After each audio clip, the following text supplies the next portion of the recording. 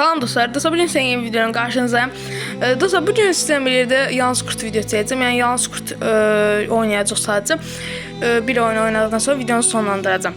Ve o zaman dostlar, eğer ben dostlar yəqin ayrıca bilmirəm kimsə tanıyır və yaxud da tanımır.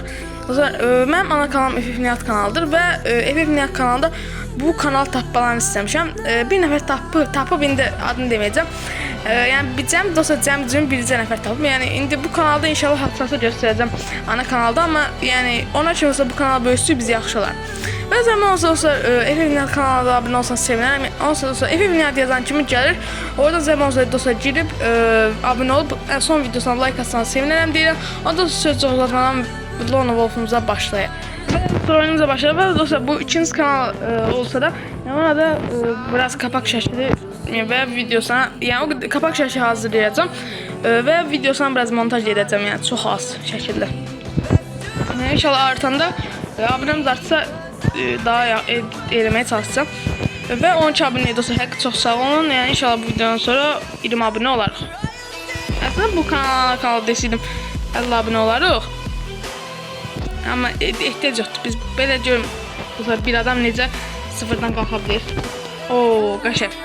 Birinci kafamıza atdıq və mən elə bildim yalnız birinci necə elə kafasına vurma çalışırdım ki, elə bildim sadəcə kafa VSS var idi, yəni oyunda Yalnız Kurtda. Elə bildim ona deyim, amma adi yəni Yalnız Kurtda girmişəmiş. O, bu nədir? Oyunda bug var. Dostlar, gördünüz mü oyunda bug var. Çıxıb oradan yeni girdik. Və 2-0 dostlar, ikinci heysəmizdə atdıq. Məncə video ortalamada 4 dəqiqə olar.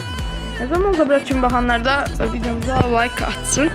2-0 oyunumuzu duruq. Yəni inşallah dostlar taramalı AVM işte AVM mənim ən xoşlamanım silahdır və o qəşəng.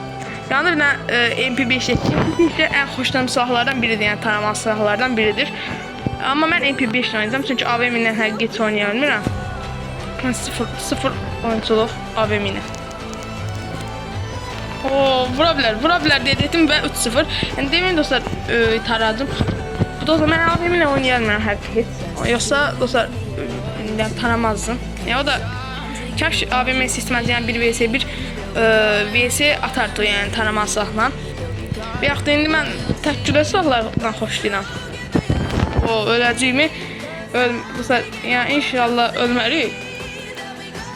3-0 uduruq. Gəldi. Və dostlar 4-0 oyunumuzu durur və bu video 3 dəqiqəli idi. Bu montajla yəni biraz videosuna giriş qoyum. Əslində mən intro da hazırlaya bilərəm. Yəni onu hələ fikirləşdim və intro hazırlayacağım, sona qoyacağım və videoda bəzi yerlər kəsəcəm. Bir də ki videoya qəşəngdən mahnı qoymağı planlayıram və bir dənə kapak şəkli hazırlayacağım. Yəni çox yaxşı da olmasa biraz etməyə çalışacağım kapak şəkli. Zaman sonra bırakın baxanlar dostlar, FF Nihat kanalında yeni video atmışam 2 saat əvvəl. Zaman oldu sonra videoya like atıp abunə olmayı unutmayın. Yəni bu kanalda abunə olun. O tezə getdi və dostlar oyunumuzu 5-0 tutduq.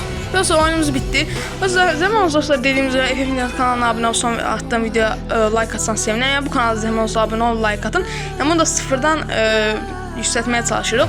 Ondan sonra bugün bu qədər olsun. Videomu beğenmişsiniz. Videomu beğensə like atın və abunə olmayı unutmayın. Sağ olun, salamat qalın.